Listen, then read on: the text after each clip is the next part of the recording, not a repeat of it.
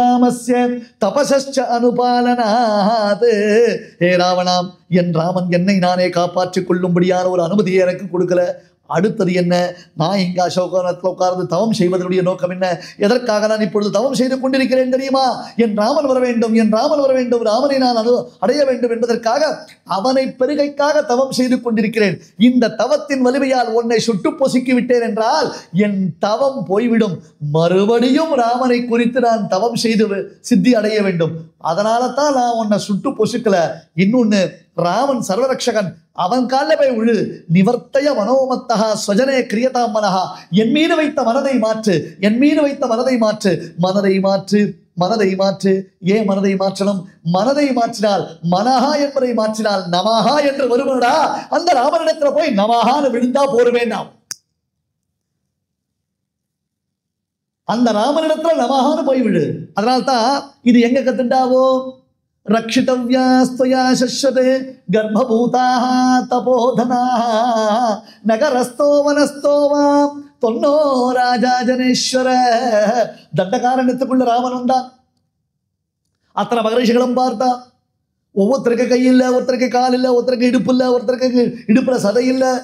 ஏன்னா ராட்சசர்கள் அவ்வளவு ஹிம்சை பண்ணி வச்சிருக்கான். அப்படி டார்ச்சர் பண்ணியிருக்கான் அவளை. ராமன் கையை கூப்பினான், மன்னிச்சுருங்களேன், நான் தான் உங்களை சரியா கவனிக்கல போல இருக்கேன். பிரசீதந்து பவந்தோ மே ஹ்ரீரேஷா மமாதுலா. யார் கேட்பா அப்படி ஒரு மன்னிப்பு?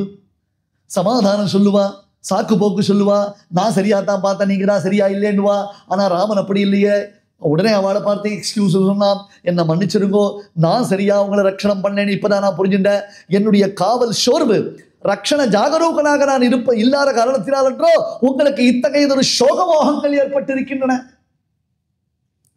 மகரிஷிகளே, உங்களுடைய தபோபலத்தினாலே நீங்கள் ராட்சதர்களை சுட்டு பொசுக்கி இருக்கலாமே என்றவுடன் அந்த மகரிஷிகள் சிரித்தார்கள். ராமா, இப்படி ஒரு வார்த்தை சொல்லிவிட்டாயே. ரக்ஷிதவ்யாஸ்துயா சஸ்வத் கர்ப்பபூதாக தபோதனாக. நாங்கள் தவம் செய்வதனுடைய நோக்கம் எங்களை காப்பாற்றிக் கொள்வதற்காக அல்ல, ராம தரிசனத்திற்காக. ராமா, உன்னை சேவிப்பதற்காக. ஒருவேளை நீ சொல்ற பிரகாரம் நாங்களே சாபம் கொடுத்து அந்த ராட்சசர்களை ஒழிச்சு கட்டியிருந்தோம்னா நிம்மதியா தான் இருந்திருப்போம். ஆனால் உன் தரிசனம் எங்களுக்கு கிடைச்சிருக்குமா? இத்தனை நாள் பண்ணின தபஸினுடைய பலன் என்ன? பிரத்யக்ஷமா உன்னை சேவிக்கிறோமே, அந்த பாக்கியத்தை நாங்க இழந்திருப்போம் இல்லையா? அப்ப தவத்தினாலே அனுகிரகித்தோமையினால் அதன் பலன் வேறு. அதே தவத்தினால் நாம் மற்றவர்களுக்கு சாபமளித்தோமையானால் நம் தவத்தின் சித்தி போய்விடும். வால்மீகிக்கு அந்த பயம் வந்துடுத்து. இவர் பாலகாண்டத்தில் இருக்காரா, சுந்தரகாண்டத்தில் இருக்காரா, யுத்த காண்டத்தில் இருக்காரா, அயோத்தியா காண்டத்தில் இருக்காரா, ஆரண்ய காண்டத்தில் இருக்காரா, தியாக பிரம்மகான சபால இருக்க. இந்த கதைகளை எல்லாம் கேட்ட வால்மீகி இப்ப பயந்தார். அடே மகாபாபி, எந்த ஒரு காரணத்தினாலே அந்யோன்யம் பிரேமையில் இருந்ததானா பறவைகளில் ஆண் பறவையை அடித்து வீழ்த்தினாயோ அந்த காரணத்தினாலே நீ செத்து தொலைவாய். இப்படி ஒரு சாபமா? மா நிஷாத. மா எடுத்த உடனே நெகட்டிவ் ஸ்டேட்மெண்ட் சுவாமி. பாசிட்டிவா ஒரு வார்த்தை சொல்லலாம் இல்லையோ? மா டோன்ட்.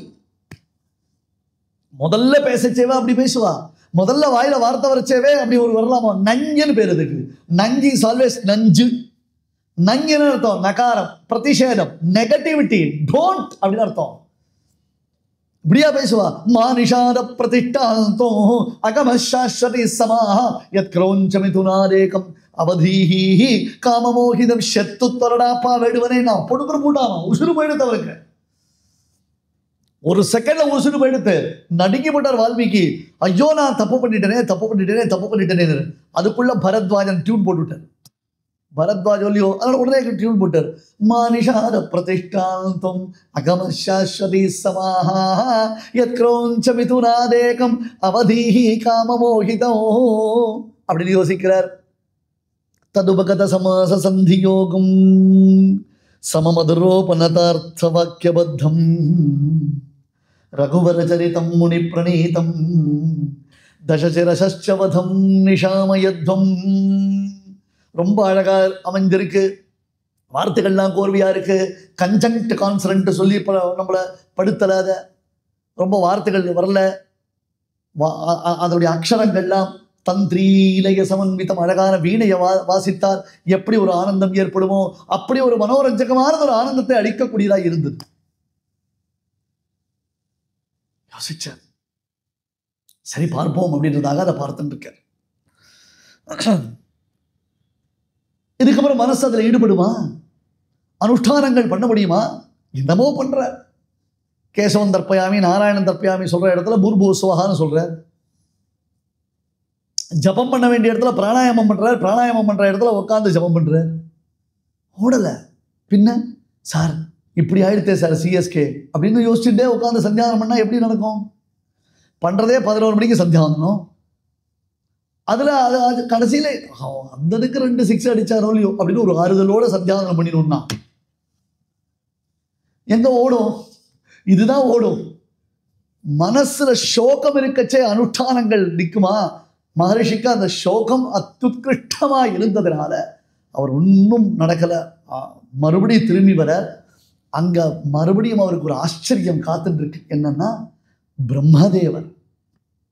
அதுதான் விசேஷம். ஒரு ராமாயணத்தை உலகத்துல பிரவச்சனம் செய்வதற்கு தேவரிஷிகள் வந்து அனுகிரகம் பண்ணிருக்கா, தேவதைகள் வந்து அனுகிரகம் பண்ணிருக்கா. அப்படின்னா அது எவ்வளவு முக்கியமானது. ஒரு மகர்ஷியை தேடி அத்தனை பேரும் மாறி மாறி வரா அப்படின்னா இவர் மூலமாக உலகத்திற்கு அது எவ்வளவு க்ஷேமதாயகம், எத்தனை பிரசித்தமானது. மக்கள் அத்தனை பேருக்கும் இது அத்யுத்கிருஷ்டமானது ஒரு வைபவத்தை கொடுக்கக்கூடியதுன்னு காண்பிக்கணும் இல்லையா? பிரம்மதேவர் வந்த உடனே அவருக்கு உச்சிதமான ஆசனங்கள்லாம் சமர்ப்பித்த போஜ மகாகவி ரொம்ப அழகா சொன்னான். எதுக்கு பிரம்மா வந்தார்? அவர் பொண்டாட்டியை தேடிட்டு வந்தார்னா. வால்மீகி ஆசிரமத்தில் பிரம்மதேவர் எதுக்கு தம் பொண்டாட்டியை தேடிட்டு வரணும்? ராமன் பொண்டாட்டி சீதாதேவி அங்கே இருக்கா, நியாயமான விஷயம். பிரம்மதேவர் தன் பொண்டாட்டியை எப்படி தேடிட்டு வரணும்னார்? ஒன்றும் இல்லை, சரஸ்வதி இன்னைக்கு பிரம்மதேவர் இடத்துலேருந்து கிளம்பி வால்மீகி வாக்கில் வந்து உட்காந்துட்டான். வாணி விலாச அபரத்திர கிருதோபலம் அப்படின்னாரு. இவள் பிரம்ம நாவில் பிரிவின்றி நாமங்கைன்னு பேரு சரஸ்வதி தேவிக்கு. நாமங்கைன்னு பேரு. இப்ப அந்த சரஸ்வதி எங்க வந்து அமர்ந்தாள் அப்படின்னு கேட்டா வால்மீகியுடைய முகார விந்தத்துல வந்து அமர்ந்தாள். பாதன்யாசம் பிரதமமனகா பாரதீயத்ர சக்ரே யோகக்ஷேமம் சகல ஜகதாம் त्वय्यधीनं सजानन् वाचं दिव्यां दिशतु वसुधा श्रोत्र जन्मा मुनिर्मे. स्वामी देशिकन पादुका सहस्रत्व साधितार. दिव्यस्थानात्वमिव जगति पादुके गाहमाना पादन्यासं प्रथममनघा भारतीयत्र चक्रे. चमत्कारமா பேசுறார். சத்தியலோகத்தில் இருந்தவள், அந்த சத்தியலோகத்தில் ரங்கநாத பெருமாள் இருந்தார் தெரியுமா உங்களுக்கு? ஒரு கால விசேஷத்துல சத்தியலோகத்தில் ரங்கநாத பெருமாள் இருந்தார். அப்புறம் அவரை சூரியன் ஆராதித்தான், சூரிய மண்டலத்துக்கு வந்தார். அப்ப சூரியன் இக்ஷ்வாக்கு வம்சத்திற்கு, சூரிய வம்சத்திற்கு அந்த பெருமாளை ஆராதிக்கும்படி நியமித்தார். அப்படின்னா இக்ஷ்வாக்கு முதலான மகாராஜாக்கள் தினந்தோறும் சூரிய மண்டலத்திற்கு போய் பகவான ஆராதித்தான். அப்ப இக்ஷ்வாக்கு சொன்னான், சார் இது ஒன்றும் புரிய மாட்டேங்குது சார், இந்த கிரேட் மெட்ரோவில் கண்ணாபின்னு பல இடத்துல தோண்டி வச்சிருக்கான். நேற்று வந்த இடத்துல இன்னைக்கு பேரிகேட் போட்டு வச்சிருக்கான், இன்னைக்கு பேரிகேட் போட்ட இடத்துல ஓப்பன் பண்ணி வச்சிருக்கான். டெய்லி இங்கேருந்து சூரிய மண்டலத்துக்கு வந்து பகவத் ஆராதனம் பண்ணிட்டு திருப்பி பூமிக்கு வந்து ராஜ்ய பரிபாலனை பண்ணுறது ரொம்ப கஷ்டமா இருக்கு. அதனால இந்த பெருமாளை நான் எங்கள் ஊருக்கு எழுந்தருளை பண்ணி கொண்டு போகணும்னு ஆசையா இருக்கு, அயோத்திக்கு எடுத்துட்டு போயிட்டாலும் பிரம்மதேவர்கிட்ட கேட்டான். பிரம்மதேவர் பெருமாளுடைய அனுமதியோட ஓகே அப்படின்னு சொல்லிட்டார். சூரியன் கிட்ட கேட்டான். சூரியன் பிரம்மதேவர்கிட்ட சொன்னார், ஆராத அருளமுதம் பொரிந்த கோயில் அம்புயத்தோன் அயோத்தி மன்னருக்கு அளித்த கோவில். அப்ப அந்த பெருமாள் ரங்கநாதனை எழுந்தருளை பண்ணி கொண்டு வந்தவள் யாரு? பாதுகாதேவி. மற்ற எந்த பெருமாளை சேவிச்சாலும் திருவடியில பாதுக சேவையாகாது. ஆனால் ரங்கநாதனை சேவித்தால் மட்டும் அவனுடைய திருவடியில பாதுகை சேவையாகும். எங்க போனாலும் பாதுகை இல்லாமல் நாமெல்லாம் வெளில போக மாட்டோம் இல்லையா? சத் சங்கத்துல உபன்யாசம் கேட்கச்சே கூட நிறைய பேர் பாதுகையை கைட்டாம கூட கேட்பான். ஏன்னா அவளுடைய பாதுகா பிரபாவம் அப்படி இருக்கு.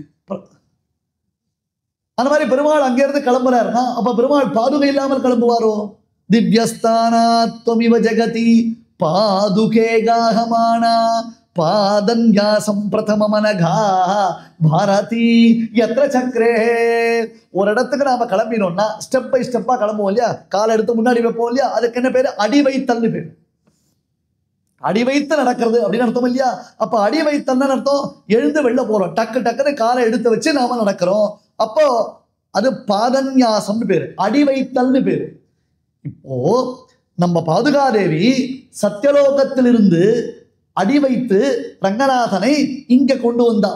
விசேஷமா எந்த இடத்துக்கு? அயோத்தி நகரத்துக்கு கொண்டு வந்தா. அதுபோல அடி வைத்தாள் யாரு? பாரதி. பாரதினா சரஸ்வதி தேவி. அடின்னு அர்த்தம் பாதத்தினுடைய குவார்டர் அப்படின்னு அர்த்தம், ஒரு பகுதி அப்படின்னு அர்த்தம். அதே சத்தியலோகத்தில் இருந்த சரஸ்வதி வால்மீகியினுடைய வாக்கில் அடி வைத்தாள். எதற்காக?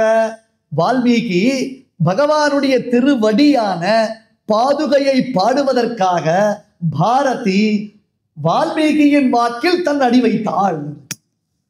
பாதன்யாசம் பிரதமமனகா பாரதி எத்திர சக்கரே. அந்த சரஸ்வதி தேவி இங்க ஓடி வந்துட்டா. ஐயோ என் பொண்டாட்டியை காணோம், ஒன்னு ஆசிரமத்தில் தான் என் பொண்டாட்டி இருக்கான்னு தேடி வந்தேன் பிரம்மதேவர். ஐயோ சுவாமி இங்க இல்லையே. நானே கும்பகர்ணன் மாதிரி யோசிச்சுட்டு இருக்கேன். ஏன்? கும்பகர்ணன் பிரம்மதேவரிடத்துல வரம் கேட்ட பொழுது தேவர்கள் பிரார்த்தித்தார்கள் சரஸ்வதி தேவி. ஐயோ ராவணன் கூட சமாளிச்சுடலாம், மகா பாபி இந்த கும்பகர்ணனை சமாளிக்க முடியாது. அம்மா பாரதி சரஸ்வதி தேவியே ஏதாவது பண்ணி இந்த கும்பகர்ணன் பிரம்மதேவரிடத்துல வரம் வாங்காமல் தடுக்கணும்னு தேவர்கள் சரஸ்வதியை பிரார்த்தித்தான். அதனால தான் கும்பகர்ணன் பிரம்மாவிடத்துல வரம் கேட்ட பொழுது நிர்தேவஹா கேட்கணும். எப்படி கேட்கணும்? நிர்தேவஹா அப்படின்னா அர்த்தம் நிர்கத தேவஹா, தேவர்களே இருக்கக்கூடாது, உலகத்தில் தேவ ஜாதியே இருக்கக்கூடாது, டிவைன்ஸே இருக்கக்கூடாது. ஏன்னா அவன் டெவில் தானே, கும்பகர்ணன்றவன் டெவில். அப்ப டெவில்னுடைய வரம் எப்படி இருக்கும்? டிவைன்ஸ் இருக்கக்கூடாது. நிர்தேவஹா கேட்கணும். சம்ஸ்கிருதம் மட்டுமில்லை, எந்த பாஷையா இருந்தாலும் அந்த பாஷையினுடைய உச்சாட்டனத்தோட ஒழுங்கா உச்சரித்தால் தான் அர்த்தம் வரும், இல்லைன்னா அர்த்தம் வராது. ஏடாகுடமா பண்ணா ஏடாகுடமா புரிஞ்சிடும். நான் இங்கேருந்து பாலக்காட்டில் ஒரு தடவை உபன்யாசம் போயிருந்தேன். அந்த உபன்யாசத்துக்கு போனோடனே அங்கே ஒருத்தர் என்ன பண்ணார் தெரியுமோ இல்லையோ, சுவாமி கிட்ட சுவாமியை பற்றி பேசணும்னு. சுவாமி இந்த விஷயங்கள்லாம் நிறைய நமக்கு சொல்லணும், அவர்கிட்ட ஒரு விஷயம் கேட்டிருந்தேன், அவர் தான் விளக்கணும், சுவாமிகள் தான் விளக்குமாறு, சுவாமிகள் தான் விளக்குமாறு, சுவாமிகள் தவிர வேறு யாரும் விளக்குமாறு இல்லை. எத்தனை விளக்குமாறு போட்டார் தெரியுமோ இல்லையோ அவர் இல்லையா? வார்த்தையை எப்படி யூஸ் பண்ணணும்? சரி, ஒரு துண்டை போட்டு நமக்கு ஒரு கௌரவம் பண்ணுவான்றதுக்கோசரம் அது நம்ம ஊரில் பொன்னாடே சொல்லுவோம், வேற ஏதாவது சொல்லுவோம். கையில் வச்சுட்டார், மலையாளத்தில் முண்டுன்னு பேர். இந்த முண்டத்தை சுவாமிகள், இந்த முண்டத்தை, இந்த முண்டத்தை எத்தனை முண்டம், நான் அந்த முண்டத்தை வாங்கி வச்சுட்டேன், நானே பிடிக்கி போத்துட்டேன். எத்தையாவது சொல்ல வந்து எதையாவது சொன்னா எப்படி இருக்கும் அந்த வார்த்தை? ஜாகிரதையா பேச வேண்டாமா? நிர்தேவஹா பேச்சு பேசணும். நிர்தேவஹா தேவர்கள் சரஸ்வதி கிட்ட, அம்மா தாயே உங்க ஆத்துக்காரர் வரம் கொடுக்க வேண்டாம்னு சொன்னா ஒத்துக்க மாட்டார், அவர் வரம் கொடுத்துருவார், நீயாவது ஏதாவது டெக்னிக்கலா ஐடியா பண்ணி எங்களை காப்பாற்றணும்னு கரெக்டா சரஸ்வதி தேவி கும்பகர்ணன் வாயிலிருந்து வெளில வந்துட்டான். நிர்தேவஹான்னு கேட்க வேண்டிய கும்பகர்ணன் நித்ரேவஹான்னு கேட்டான். மேல போட வேண்டிய ராவ கீழே போட்டதுனால என்ன எடுத்து, அப்போ சரஸ்வதி வாக் அவுட் பண்ணிட்டான், வெளிநடப்பு பண்ணிட்டான். இப்போ சரஸ்வதி உள்ள வந்திருக்கா. பாதன்யாசம் பிரதமமனகா பாரதி எத்திர சக்கரே. கும்பகர்ணன் வாயிலிருந்து வெளியேறின சரஸ்வதி வால்மீகி முகாரவிந்தத்துல வந்து உட்கார்ந்துட்டு இருக்கா.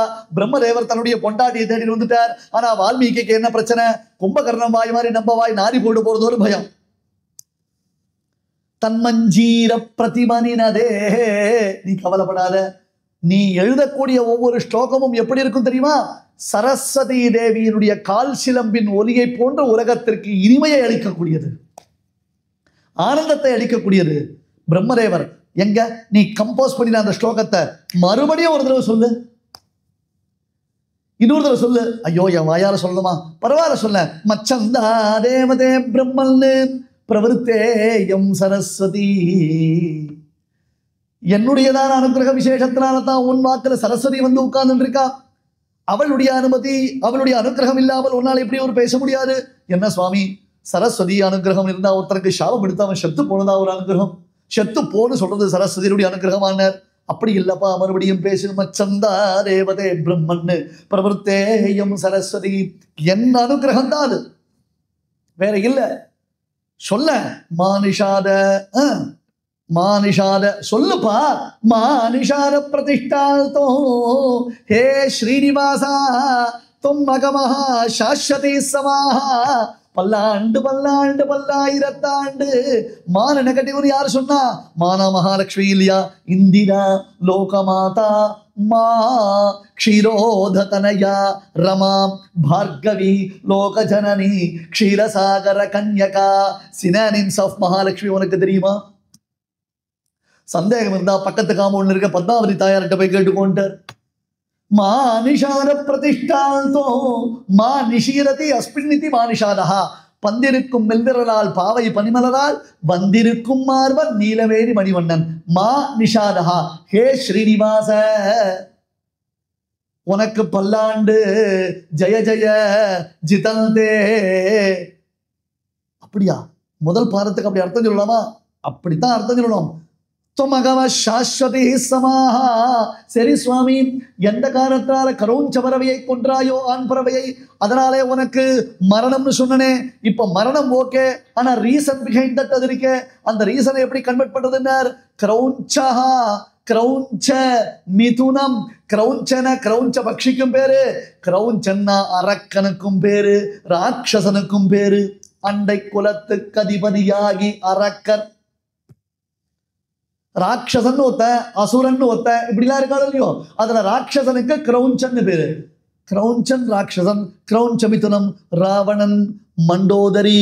இந்த இணையில் ஆணான ராவணனை கொன்று உலகத்தை காப்பாற்றினாயே, அதனாலே உனக்கு பல்லாண்டு, உனக்கு மங்களாசாசனம், நீ ஸ்ரீனிவாசன், உனக்கு ஜெய ஜெயன்னு இந்த ஸ்லோகம் நன்னாத்தனமா வந்திருக்கு. நீ ஏன் மனசை உடைஞ்சு போயிட்டு? மகான்கள் இதற்கு அர்த்தம் சொல்லும் பொழுது இந்த ஒரு ஸ்லோகத்தை கொண்டே ஸ்ரீமத் ராமாயணத்தின் சப்த காண்டத்தினுடைய அர்த்த விசேஷங்கள் இதற்குள்ளே பொதிந்திருப்பதை காண்பிப்பார்கள். மா என்பது நெகட்டிவ் இல்ல, பாசிட்டிவ். இதுதான் பாசிட்டிவ் எனர்ஜி. எல்லாத்தையும் நெகட்டிவா பார்க்க கூடாது, பாசிட்டிவா நம்மளை எப்படி கன்வெர்ட் பண்ணிக்கணும்னு காமிக்கிறோமா. அனிஷாத பிரதிஷ்டாந்தம் அகம சாஸ்வதி சமாஹ யத்ரௌஞ்ச மிதுனாதேகம் அவதீஹி காமமோஹிதம். இனிமே என்னப்பா உனக்கு குறைச்சல்? ஒரு குறையும் இல்லையே. சீக்கிரம் ராமாயணத்தை கம்போஸ் பண்ணுட்டார். கிடுகிடுன்னு வால்மீகி ஆச்சரியகரமாக அந்த ராமாயணத்தை கம்போஸ் பண்ண ஆரம்பிச்சார். உத்தமமான ஸ்லோகம், அற்புதமான வேதார்த்தங்கள், வேதாந்தார்த்தங்கள் பொதிந்திருக்கக்கூடிய உயர்ந்த கிரந்தம் இல்லையா? அதை எடுத்த சட்டனே இந்தா போ வச்சுக்கோ அப்படின்னு சொல்லலாமா? உயர்ந்த அர்த்தங்கள், தாத்பரியார்த்தங்கள் என்றால் அந்த தாத்பரியார்த்தங்களை நாம் சிஷ்யனை பார்த்து உபதேசம் பண்ணணும். டக்குன்னு உபதேசம் பண்ணிட்டா அந்த சிஷ்யன் அதை கிரகித்துக் கொள்வதற்கு அவனுக்கு சக்தி இருக்கா, சாமர்த்தியம் இருக்கா அப்படின்றத தெரிஞ்சுக்காமல் சொல்லணும்னா என்ன ஆகும்னா, ஆச்சாரியனுக்கு வித்தை அனர்த்தமா போயிடும். இவனுக்கெல்லாம் சொல்லி வச்ச பாபத்துக்கு என்ன ஆகுது? அவருக்கே ஞானம் போயிடும். சில பேர் நல்ல ஞானவானா இருந்து கடைசியில் அவருக்கு ஞானம் போனதுக்கு என்ன காரணம் அப்படின்னு கேட்டா, பார்க்கிறவாளுக்கெல்லாம் சொல்லி வச்சா அதை கஷ்டம். காமார்த்த குண சம்பன்னம் தர்மார்த்த குண விஸ்தரம் சமுத்திரமிவரத்ராட்யம் சர்வஸ்ருதி மனோகரம் சயதா கதிதம் பூர்வம் நாரதேன மகர்ஷிணாம் ரகுவம்சஸ்ய சரிதம் சகார பகவான் ரிஷி.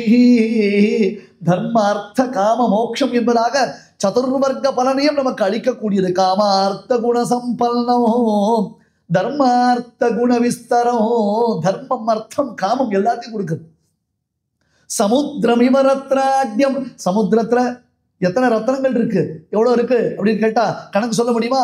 அப்பப்ப கைப்பிடியில் அள்ளின்னு வரலாமே தவிர்த்து யதாரத்னானி ஜனதேகே அசங்கேயானி புத்திரகா.